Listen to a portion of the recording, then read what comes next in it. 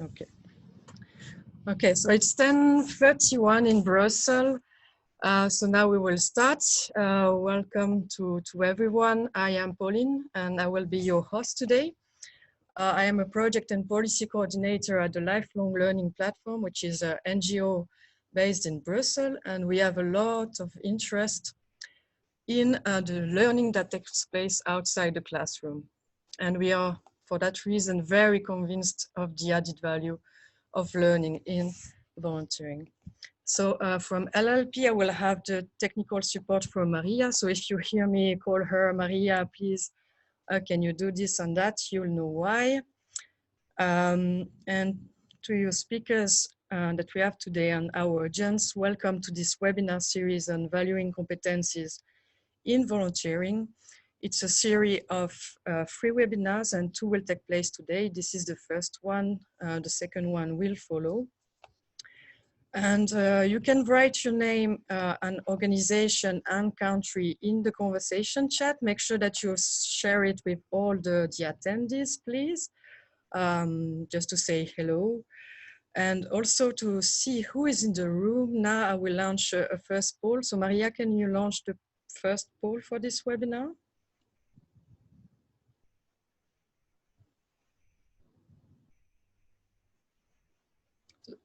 Yes. So are you a volunteer, a former volunteer? Are you working with volunteers, so as a staff in a volunteering organization? Or are you from another background? I will leave you 10 seconds for you to have time to click.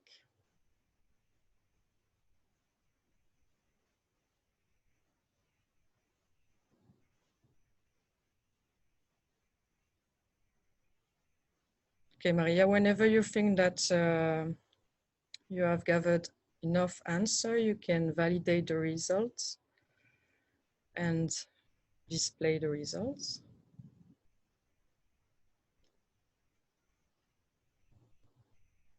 Oh, wow. So we have a lot of representative of a volunteering organization. If I'm not mistaken, you're working with volunteers. So that's interesting to see who is in this room. So now we'll introduce our speakers. You can close the poll, Maria, thank you. So we will first hear from the perspective of volunteers. And today with us, we have 3 volunteers, just 2 for the moment, but one will probably connect in a second. If Maria, if you can check if Eliška is in the attendees, and if you can nominate her as a speaker, because she had issue to connect as a speaker.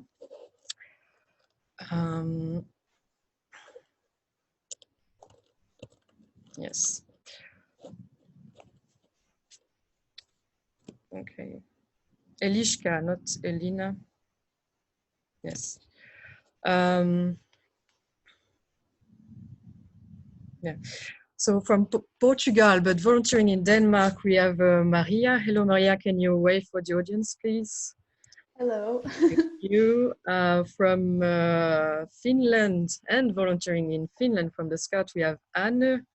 Hello, Anne. We will have Eliška soon. If Eliška, if you're in the attendees, if you're attending, yes, you're here. Maria, can you unnominate Elina from the speaker, please? And Eliška, if you can activate your video. So hello, Eliška, welcome. And you're from Czech Republic. And then we have representatives of 2 volunteering organizations. So we have Paul Reddish, who is the Chief Executive of Volunteering Matters, well-established volunteering organization in the UK. Hello, Paul. And we also have Bart Wolpert, who is the founder of Give a Day, which is a platform matching volunteers. And last but not least, we have a representative of the European Commission. So we have Floor van Hout. And she's in charge of the volunteering in DG EAC, and DG EAC is the directorate at the Commission working on education. And I'm really excited to have you all here, and I look forward to your presentations. This webinar is also organized in the frame of a European project called ImproVal for improving validation in the voluntary sector. And if you don't know yet what is validation, I really recommend you to attend the second webinar where we will explore this question more into depth. Okay. And and we will also present this ImproVal project. So last thing to mention before I move on to explaining the technical aspects for the audience, I asked the speakers of this webinar today to reflect on this health, economic and social crisis that we are all living through. My personal stand on this is that indeed it's a challenging times, but challenges also bring opportunities, and I'm sure that the speakers will agree with it. And we have seen a lot of creative happening, solidarity happening, as well as a lot of learning. So I don't know about you, but I learned a few things like organizing a webinar and so on. So I hope you also learned this challenging new things. So let's hear about all this learning. And before I leave the floor to our speakers, a few technical aspects. So if my computer crash, because I haven't used my office computer for a while, so you never know. I have a second computer open just next to it. So if the room might close, we can reconnect almost straight away. So not to worry about it. If you want to write a comment, you can do it in the conversation chat, and I can see that some of you have used it already to introduce yourself. Make sure that you send it to all the attendees in the settings, so in the bottom right. If you have a question, I really recommend to use the Q&A option, because in case we might have too many questions, we might not have the time to ask them all to the speakers. So using the Q&A, you can vote for your favorite question, and the first that you select will be asked to the speakers. We will answer in priority the written questions. But during the open discussion, if you prefer to speak orally, you will have the opportunity to raise your hand. So the open discussion is the last 15 minutes of this webinar. We will open the floor also for you and unmute you in that moment. But just for you to know, after each individual presentation of the speakers, if we see that we have a targeted question, the speaker will have the opportunity to answer one. If there are more, then it will be asked during the open discussion. Voilà, that's it. And then I've talked enough, and I will leave the floor to our first volunteers. Our first volunteer is Maria from Portugal and volunteering in Denmark. So tell us everything. What have you learned during your volunteering? Hi, everyone. So as Pauline said, I'm Maria and I'm 24 years old. I'm from Portugal, and right now I'm in a European Solidarity Corps program, volunteering at Aarhus municipality in Denmark. I'm working both with the Health and Care Department and with the Secretariat for Volunteering and Co-creation. And all my projects are somehow related to volunteering. When I arrived, I participated in the festival called Focus Mode, which translated literally it's people's meeting. And the point is involving all the associations and initiatives and communities into this big festival so that people are aware of the city's offer, and it promotes volunteering at its spaces. But my main assignment while I'm here has been doing an investigation study on how the city of Aarhus welcomes and social integrates international citizens, with a big focus on the volunteering culture. And regarding the impact of Corona in my work, I must say that the crisis didn't really affected me professionally as much as socially, I would say, because when the crisis began, the lockdown began, I was already done with all my practical investigation phase and with the interviews and focus groups. So I was mostly doing the analysis of results and information writing. and I just needed my computer. So I'd say that having to work from home wasn't that big of an obstacle to continuing my mission, which was good. And regarding my competences, I must say this experience has been really, really valuable at not only professional level, but also social and personal, of course. I have a bachelor's degree in communication, and I had never worked in public administration or government services. So having to work in a different field was very challenging, but also very good. And I developed my research skills. I had never done focus groups before, and I had the chance to organize 3 focus groups with international citizens living in Aarhus. Also regarding events, we had the presentation event last Tuesday where we gathered all the representatives from the main organizations involved in integrating international citizens. And even though I had already some experience in event planning and communication, obviously, it was challenging to do in a different country with a different culture and procedures. And I must say, at a personal level, it was really rewarding to work in an intercultural context and having the opportunity to meet not only co-workers, but mostly volunteers from all over the world.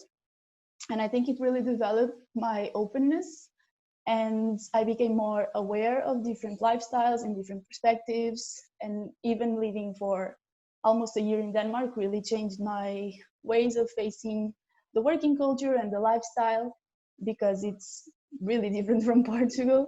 So I would say that volunteering, this experience was really, really valuable at multiple levels, and I definitely gained a lot and developed my competences for sure.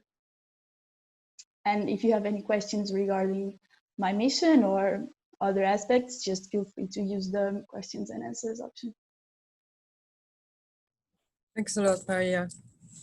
It was very interesting to hear from you. And also, it's interesting that you're doing a volunteering experience for municipality as well. Mm. It's not that common, at least for my knowledge. So now, if there's no question, I don't see any Q&A questions. So we will move on to the next volunteer, Eliska. Can you tell us about what you learned? Yes, hi, I'm Eliska, I'm from Czech Republic, I'm 23 years old, and I'm going to speak about my experience.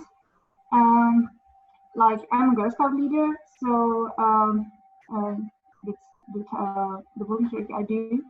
And but during the pandemic, our country went into the state of emergency, and therefore all of our normal activities were suspended.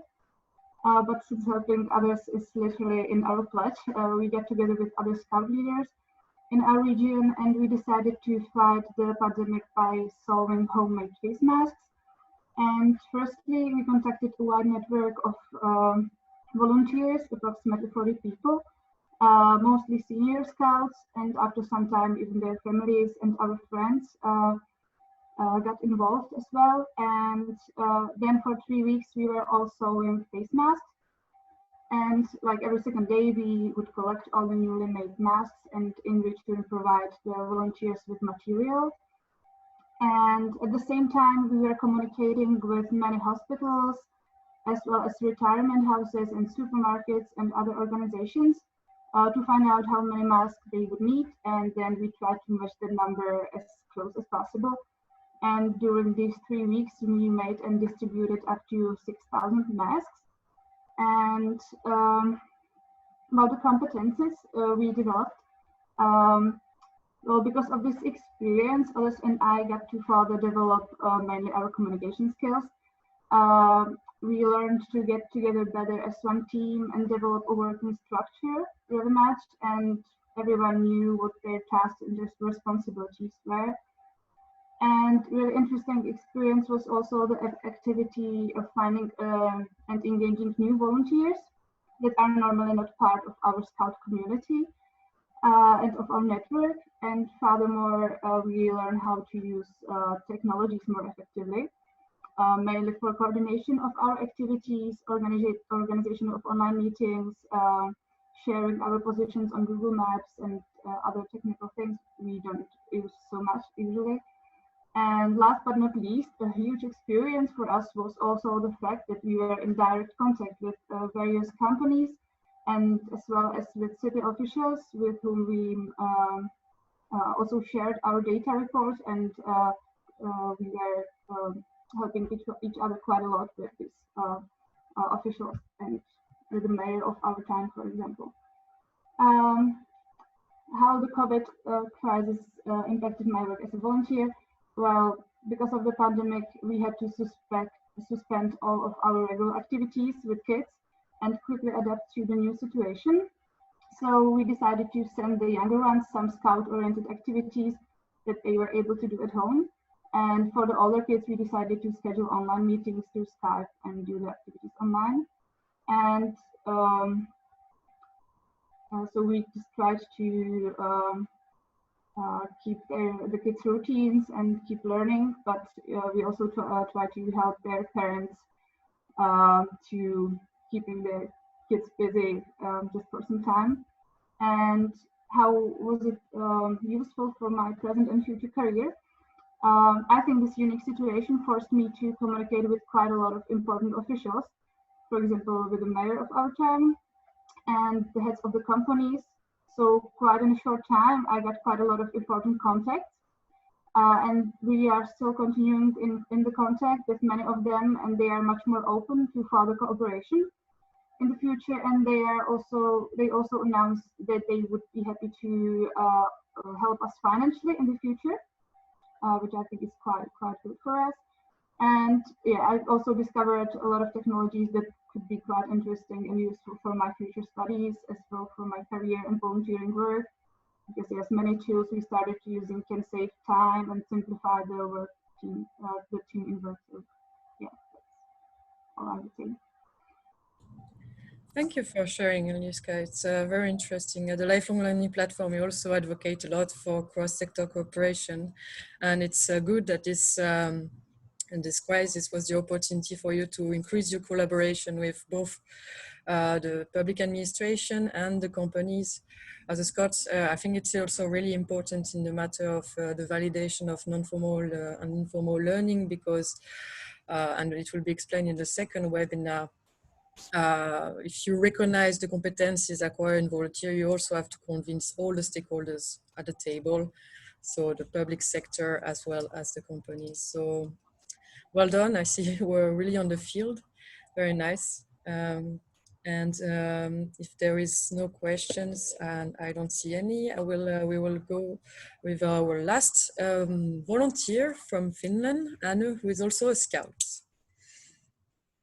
Hello everyone, my name is Anne Taljavar-Gore and I volunteer on 3 different levels in Guides and Scouts of Finland. Firstly, as a scout leader in our local scout group, where I lead a group of kids with 2 other scout moms. And then on district level, I work with different age groups, especially with the oldest scouts, which would be Rover Scouts. And in the head organization, so on national level, I'm answering for the global education and how we implement global education in our Scout program. Of course, I also have roles in different projects in leading and managing the projects. And Pauline was asking me to tell briefly about validation tools that are being used for recognizing the voluntary work in the organization. So the training and courses in the Guides and Scouts of Finland are being credited by a recognized educational institute called Study Center Civis, and there's also people from Civis as attendees in this webinar. And this accreditation means that if I, for example, take part in a training, and I get credits from it, and I can use the credits as my optional studies. I'm at the moment a student in the Helsinki University, so I can choose to get those as my optional studies. And anyone in any high school, college or university could do the same. And we are also using digital open badges, and through these badges we are able to show the voluntary work we've done in, for example, Scout camps. And my perspective on the last months, the level of training and courses in the Finnish Scouts organization is really, really high. We've had Office 365 package on our disposal for at least the last 4 years. So all the tools like Teams and having online meetings, it's been everyday working methods for us. But during the crisis, we've been forced to rely on those. So we've not had the face-to-face meetings anymore. All the meetings have been online. So in that perspective, it didn't really change that much of how I do scouting, except for the weekly meetings I would have had with the kids in the local scout group. And when the Finnish government announced for the exceptional means, the scout organization reacted really fast, so the response was almost immediate. And it was really important for the scouts to be able to offer regular scout activities during the exceptional times for all scouts.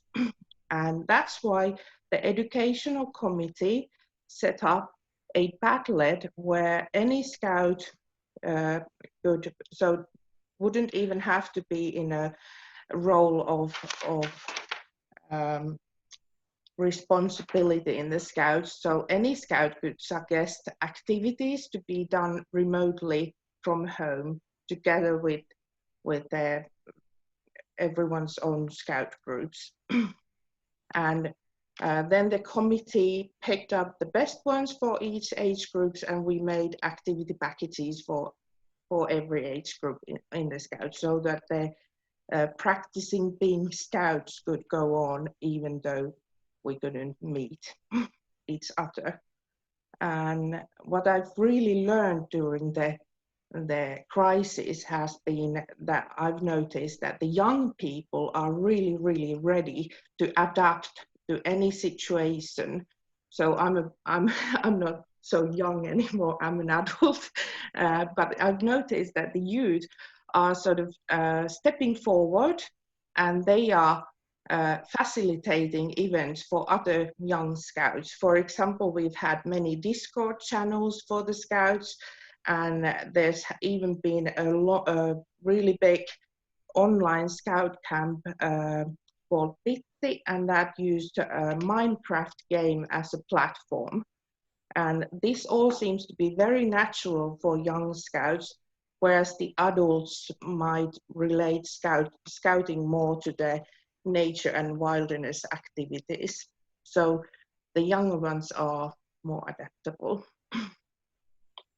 And what comes to the future, and what I think we can take from this crisis to the future, the board of the national organization is working on our next strategy for the years 2021 to 2026. And this strategy is focusing on the skills that all the people will need in 2040. 40. The volunteers in a position of responsibility have been asked to suggest what could those skills be. And I personally suggested that, as the motto of the Scouts is be prepared, and what has really come forward in this crisis, during the crisis, is that we should focus on the skills to adapt, so that all the Scouts would have the skills to adapt in every situation, and so that they would be able to make the most of what they have. And like Pauline said when she was welcoming everyone in the webinar, that we would embrace the opportunities and see how we can see the possibilities in everything, rather than get stuck on the negative factors of events and things like epidemics And this is all really what I've learned. Thank you very much, Anna, for sharing your story. If you want to ask a question to Anna, please raise your hand now or write it down. I see there is a comment, but no question, because she will leave before the end of this webinar. So if you want to ask her something, this is the moment. I don't see any hands raised. So yeah, I also believe that the person who just commented that this possibility that volunteers can get digital open badge is a great opportunity. And I also want to say to our audience that you will get a digital open badge by because of your participation to this webinar. And so you will see how it works. It's kind of a digital certificate that attests that either you acquired some skills, you follow the course, or that you attended this webinar. So you will see an example of this. And you mentioned also Study Service Center that is recognized in the competencies in Finland. And you were right to say that they are in the room. There will be, we will have a representative speaking in the second webinar that will follow this one. And she will present, she's part of the project ImproVal in which this project is organized. So thank you very much, Anne. And I see that there is a question from Marion, who is asking, what have you learned for the future? What will you take with you? Do you want to answer that, Anne?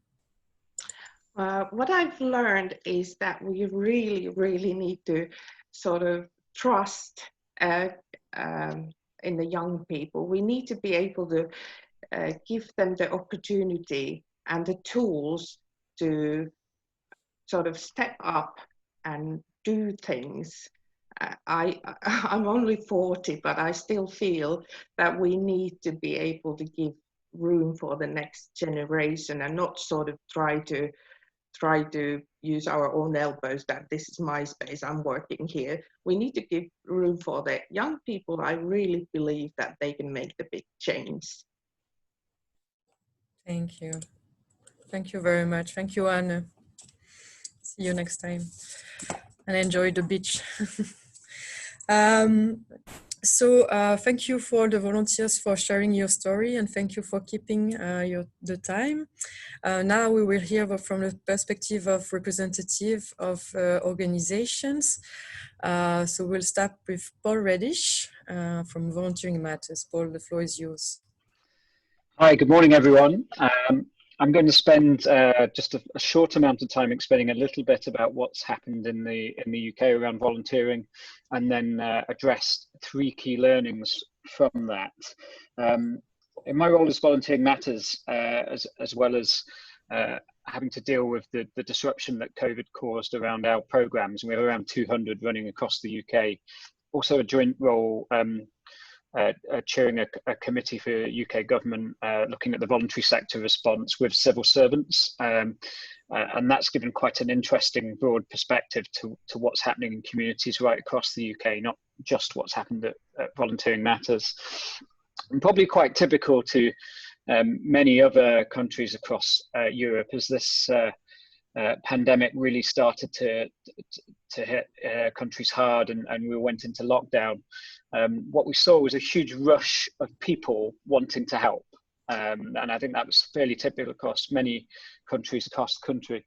In a UK context, there was a call out for people to support our National Health Service, to take the strain off with things like medicine, food delivery for those that are isolating, to be able to check in with those that are quite lonely while they're isolating and shielding.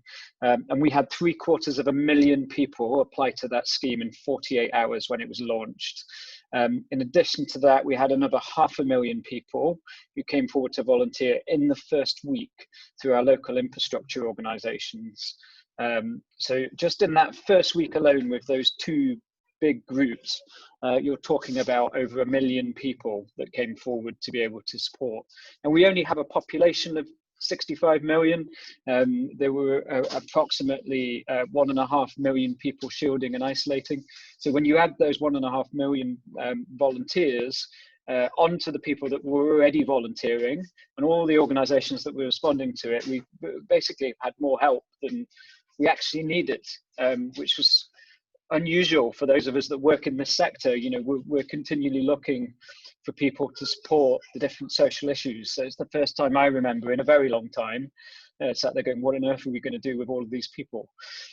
As opposed to, where are we going to find people to help with some of the social challenges we find? So that was quite an interesting experience for those of us that were in the sector, and how we sort of coordinate all that goodwill when perhaps the supply of help for the first team perhaps outstripped the immediate demand that the crisis put forward. But we're now into a new phase as restrictions start to lift, and people start going back to work. Charity services that had to be paused are starting to restart. We're seeing the people that perhaps would have come forward not able to put quite so much time in. Some of the things that we need to sort of deploy our efforts to are slightly more complicated. The emerging mental health challenges and a number of other things that we're now dealing with. A lot of the things that we're working on are very much less task oriented, like getting food to someone who's stuck in a house setting and the like. And I feel as though we're moving to a stage again where perhaps we are looking at a supply shortage, and it'll go back into times, and that's just 12 weeks after a situation where we had over 1.5 million people come forward. So things are really shifting all the time. Excuse me, I've got a building working at the moment, and one of my kids has opened the door, so give me 1 minute. I'm going to shut it so you can close the background noise.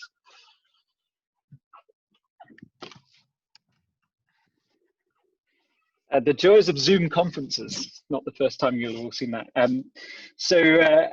I guess that what I wanted to focus on is 3 learnings from all of that. The first is what has been the emergence of what we've called mutual aid in the UK, or I guess neighbourliness and informal volunteering. And indeed, they are not included in the over 1 million volunteers that I said that came forward, but there's an emerging movement of people that just want to help and support their neighbours that operate outside of the traditional NGO infrastructure, if you like. And there's been some sort of commentary about, well, what does that mean for the sector and volunteering? Are these groups going to stay? What does that mean for the role of charities and NGOs versus people just generally helping their neighbours? There is a school of thought that some people have suggested that mutual aid groups will somewhat fizzle out as this crisis devolves and people go back to work. But actually, some of the evidence we're starting to see is to the contrary. If you look at the areas where mutual aid is strong in the UK, in terms of its organisation, it's in areas where we've had traditional local issues in the past, like, for example, the Manchester bombings or the terrible fire that happened in Grenfell in London. The community groups and neighbourliness around parts of the UK where there's been real crises in the past are stronger, and that gives us an indication that the roots of these groups that form around a crisis do stay strong and are able to mobilise at times of need. So mutual aid or informal neighbourliness groups is an interesting emergence from this, and I think it's something as a sector we will need to explore, which is how what that means for us and what our role is in crises, and how that's complementary to neighbourliness and the support for communities, as opposed to the NGO sector needing to support everything. The second area I wanted to sort of focus on in learnings is technology. As I said, we had to pretty much work out how we delivered nearly 200 projects overnight, many of which involve face-to-face contact. A lot are around isolation. And the starting point was one of, how on earth can we do this in an environment where, people are locked in their houses, and yet the same issues occur around sort of loneliness and isolation. And what we've found is quite interesting. Far from technology being a substandard solution, we're delivering greater outcomes on the same sort of cost, in many cases around social isolation, through the use of technology and virtual volunteering. We've social isolation groups that we're running in Brighton, which is a town on the southern coast of the UK, around older people. And typically we might have got 20 or 30 older people together. We've now got a whole program running with 10 times the people coming and connecting into that. And we're also connecting people from different towns. So I think this sort of sense of, face-to-face contact is king in volunteering. This crisis to some extent has challenged that. And I think as a sector, we need to start embracing how technology and connections through technology can be a vital part of volunteering in delivering social outcomes for people.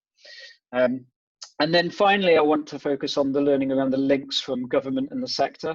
I think it's fair to say after sort of 10 years of austerity in the UK, and perhaps differences between the current government and the sector in terms of social policy, the relationship is somewhat, or has been somewhat non-existent. It's been fractious at times and it's been difficult. But this crisis has thrust us all together to work towards the solutions that we need to do. And we've found that relationships have started to form again, and unlikely alliances between government and the sector, even though there may be some fundamental ideological differences between what different things stand for. And I think one interesting thing for me would be to see if that can stand the test of time, and if the sector can play a key role in the renewal of not just civil society, but the economy as well, and whether those links can continue now they've been built through the crisis with the current UK government, whatever our differences might be on social policy.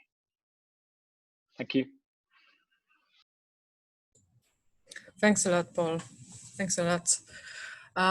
So if the audience has any question targeted to Paul, you can raise your hand or write it in the chat or Q&A at the moment. There was another question, but it was already answered. Maria, you want to speak? Sure. Hi, I think it was very interesting what you just talked about, Paul. And I just wanted to ask, because you said you had this big amount of volunteers and sometimes that's hard to manage because it was so unexpected. And I wanted to ask if, is it interesting for the UK in general or your association to look for strategies to allocate these new volunteers to other services after the crisis, or if it's not so viable because there are so many and it's too hard to manage? Yeah, I mean, it was tricky because I could have probably spent 7 minutes on that one issue and talked to you about all the other complexities around that. This sector has, because of sort of austerity and other things, its capacity to deliver has been somewhat diminished over the last 10 years. You couple in with that the 4.6 billion losses in the first 3 months that the sector was predicting, the huge number of volunteer managers and other staff that went onto furlough leave. That flood of volunteers was coupled with a diminishing of already stretched charitable resource to be able to respond. So it's difficult to say exactly what happened, but I think probably more people put their hand up and weren't utilised than were actually utilised during that crisis. And because of the sheer volume of the numbers that came forward, and also the amount of work that went into immediately responding to the crisis, almost no work went into sort of capturing and responding to that other group. So they've sort of, to some extent, drifted away. And part of the challenge now is sort of, working out if that sort of spirit and want to help was a moment in time thing, as often happens when people go into crisis, or if indeed they can be back and re-engaged. There are a couple of very important things I would say. Traditionally our sector has relied quite heavily on older volunteers, and clearly with the health concerns around this pandemic, and as services start to open up across the charitable sector, we're expecting to see what you would call our sort of traditional regular volunteers. They're being less available at a time when the needs are higher. So I think we are going to have to try and find ways of engaging more people in ongoing and regular volunteering, just to fulfill the needs that we had prior to this crisis, and some of them have grown. So yeah, I'm not sure that gives you a direct answer, but it probably gives you a sense of some of the challenges that we're now working through. Yeah, thank you. Thank you, Paul. We have a question from Zachary for you. However, since we are running a bit out of time, we'll leave this question for the open discussion. So if you don't mind, now we will leave the floor to Bart, who is also sharing his screen. Yes, I made a little presentation. I'm not talking a lot about COVID, but more what we doing before and what we will do in the future about how volunteers and volunteering. Yeah, you learn a lot of stuff by doing it. You learn to organize, work into teams. And we saw actually during the COVID crisis, was actually a big opportunity for solidarity. A lot of people also applied at our programs in Belgium. We had more than 70,000 people registered for Corona help, and we connected them with the local cities. So we really work on the local level together with cities, with schools, with companies to address the current crisis, but we are also looking together to the future, how we can keep on activating everybody and keep on learning. And because volunteering is something that's good to do something for somebody else, but it's equally important. You learn a lot by doing it. So I'm gonna share a little of a presentation what we do, where we are now, and how I see the future in technology of volunteering matching platforms. So give it just a short introduction. We are very digital based citizen movement. We started in 2016 building smart matching tools, management tools, but also skill training tools for volunteers. So we're at the moment only active in Belgium, but we're going abroad pretty soon. And actually our mission is also to connect all actors in the society. We really believe in local ecosystems where you connect companies, their employees with nonprofits. They have very valuable skills that nonprofits can bring to a higher level. We believe that we have to educate our younger people, so we have a full school program and more than 25 schools, colleges, and universities where they apply design thinking processes and methodologies to find solutions for current or future societal problems. Our cities are actually our local give-a-day partner because they are like the local matchers. We do it on national level. We offer them the tools to really bring volunteering into the 21st century. And of course, central in everything is our social network of nonprofits, the people on with the boots on the ground, so to speak, who know the problems, who can really connect together with all the 5 quintuple helix partners, like we say it, to really make progress. So our long-term mission is to activate 10 million people and heroes worldwide for volunteering, and also to enable sustainable development goals. So we use the SDGs actually as a measuring framework for impact. We are doing quite some research about it too. During the Corona crisis, we shifted one of our tools. It's the Impact Days for Neighborly Help platform. We shifted it to a Corona Help platform. And it was very similar, like Paul, like you were talking, in the UK. It was for doing groceries, getting medication by people that are less mobile, phone calling and Skyping with elderly, all that kind of, we call it plan helper, or the small volunteering, or the short-term volunteering opportunities. That's where this platform was built for. And actually, when in the mid of March, when we started with one city, within the week, more than 275 cities started with working with the tool. And why is that important? Because then you have a structural embedding of this kind of neighborhood care policy that they can also use for after the Corona. So what we are doing now is to train them how they can keep on using the tools in a more structural ways in the future, so that the 70,000 volunteers are not lost and they can use it for their local neighborhood programs. So in total, we are with 330 platform partners who are using the tools, 3,000 nonprofits who are using everything from managing till recruitment, and of course 70,000 volunteers that we activated in the last 3 years. You have to know of the 70,000, 55,000 volunteers were during the Corona crisis. So we matched 15,000 in the last 3 years, and then the Corona crisis came, and it really exploded. Similar like in other countries, like you said, Paul, in the UK. So actually, I really want to enthuse all governmental actors really use this opportunity to embed solidarity on the long term in that society. A little bit about skill training via volunteering, how you can really organize it in that multi-actor ecosystem. So actually this was the Impact Days platform, but we used it also for Impact Weeks and Days to organize them in companies for the employees, but also in universities for the students.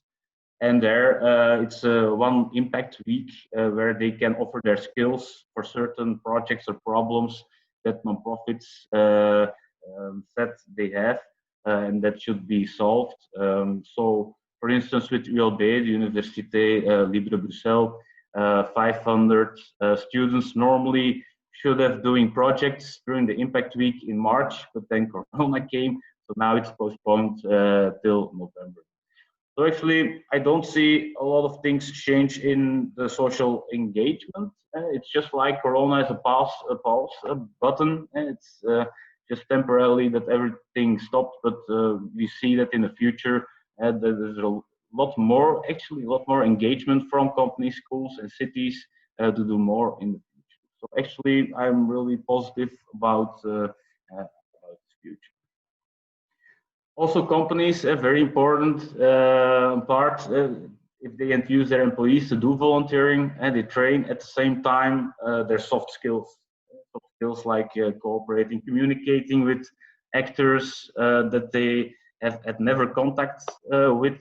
So it gives them a more broader perspective, which also facilitates their actual work much better. So we really believe if you transform just companies to really social enterprises, that they are more connected with the local ecosystem, that also the companies on long term will benefit from it. If the individual employees train their skills, but also are more connected locally, they're more happy volunteers, you will have less burnouts, but at the same time, it's also a very big added value for the company on the long term. It asks for a little investment because it's during hours mostly, or after hours in some cases, but it's very, very positive on the long run. Like I said, we have a community service learning methodology. It's called Play It Forward. So we have IT tools, but also a full handbook, manual for teachers that they can apply in their lessons about citizenship. So it's a program during 8 weeks for 1 day a week, where they are going to prototype solutions together with companies, together with nonprofits about one of the sustainable development goals. Of the problems that they see in their neighborhood. It can be about waste, it can be about loneliness, about social exclusion, etc. So actually they define themselves, the students, which problem they want to address. And by that, by doing and organizing and prototyping, they learn a lot of skills, the community service learning and the 21st century skills by creating something. And they can choose by giving them the options to choose whatever drives them. You will have also better education at the same time, faster learning, at the same time also train 21st century skills. Sorry, but if you can just accelerate slightly more, because we have only 10 minutes left, and we also have our last speakers. Okay. So also we do a lot of data analysis and create learning networks of cities and companies to learn from each other, approaches. How do I see the future? Just one last minute. It's good that I heard already the open badge system, so we also will implement them so nonprofits can valorize skills learned by the volunteer. Also, we have to think about really efficient international online and offline learning networks between cities, but also between companies who do CSR, between schools who do CSL. I believe really in big data, so we are gathering a lot of data now, so we can have automated trainings and learn lessons, and on the long term also machine learning. If you want to train certain skills, okay, maybe you best do this kind of volunteer. Okay. That was it. Sorry for the time-consuming. Okay, we don't have time now for a question at this point. Hopefully, maybe one last question before the end of the webinar.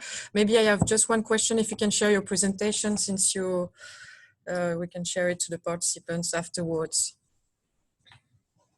Okay, thank you. So it's you just, yeah, okay, great, thank you very much. But now Flor, sorry, if you can make it for 5 minutes, and so we have time for the open discussion. There's a pending question now, and we also have someone who wanted to speak from the audience.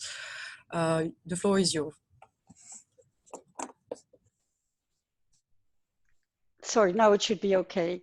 So I will do my best to keep it to 5 minutes. So my name is Floor van Hout. In the European Commission, I'm leading the unit that deals with youth programs, among which the European Solidarity Corps.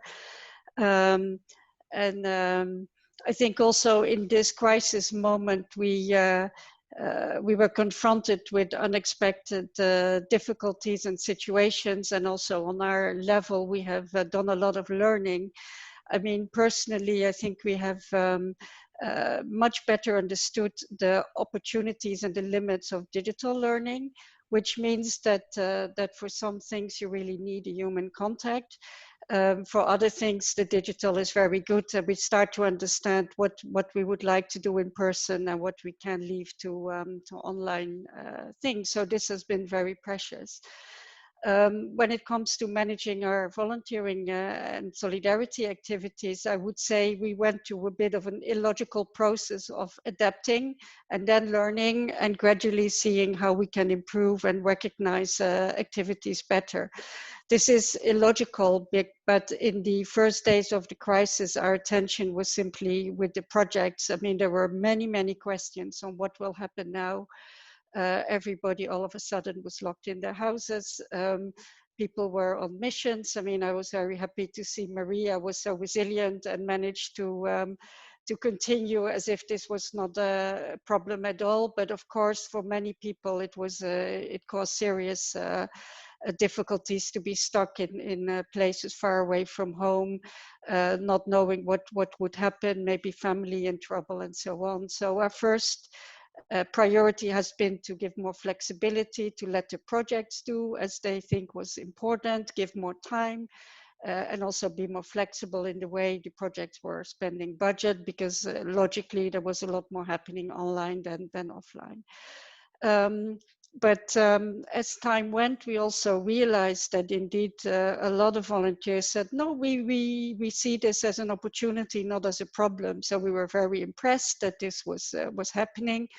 And like what other speakers have said, we have seen a lot of very strong solidarity activities emerge, indeed, helping to distribute food, sewing mouth masks, providing online entertainment for children who were at home and so on. So we have seen a lot of very good innovative projects that allowed to show that our program participants were not only victims of this crisis, but also the agents of change and improvement.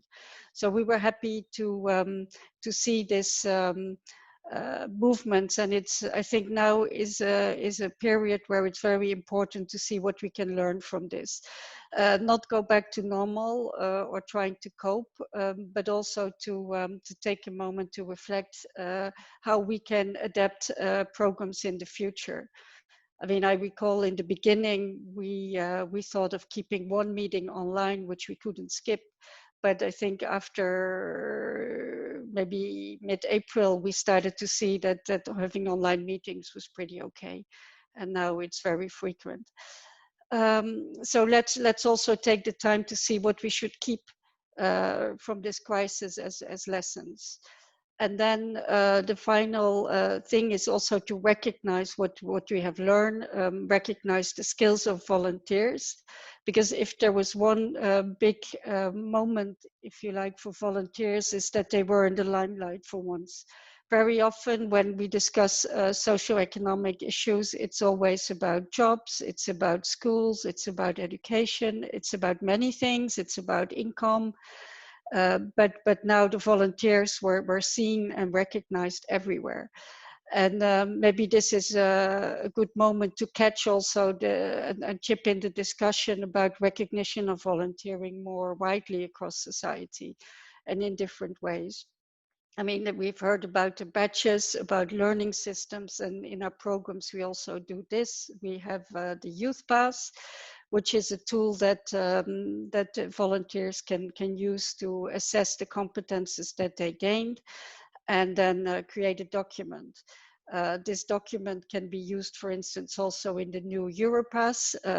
Let me say that the Commission has launched a new Europass tool yesterday. So for everybody who has a youth pass, you can go onto the Europass site and also add your volunteering experiences there and the youth pass.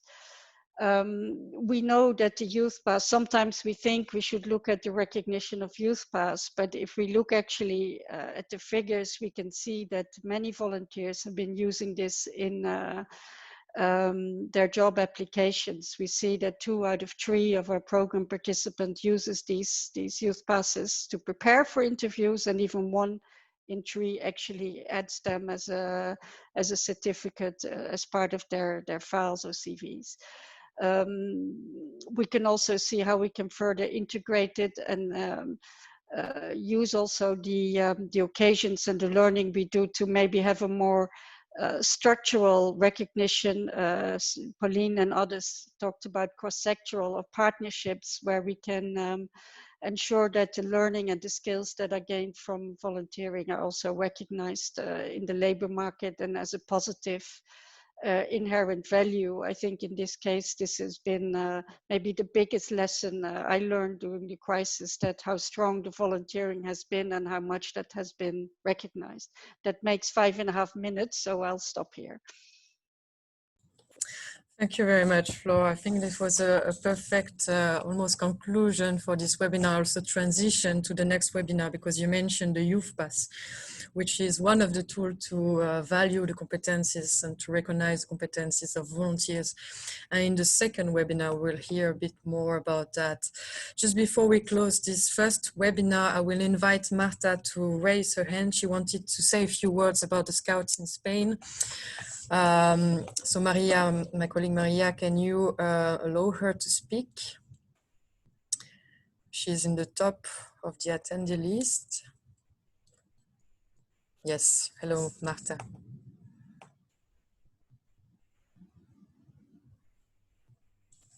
Can you unmute yourself, Marta? We can't hear you.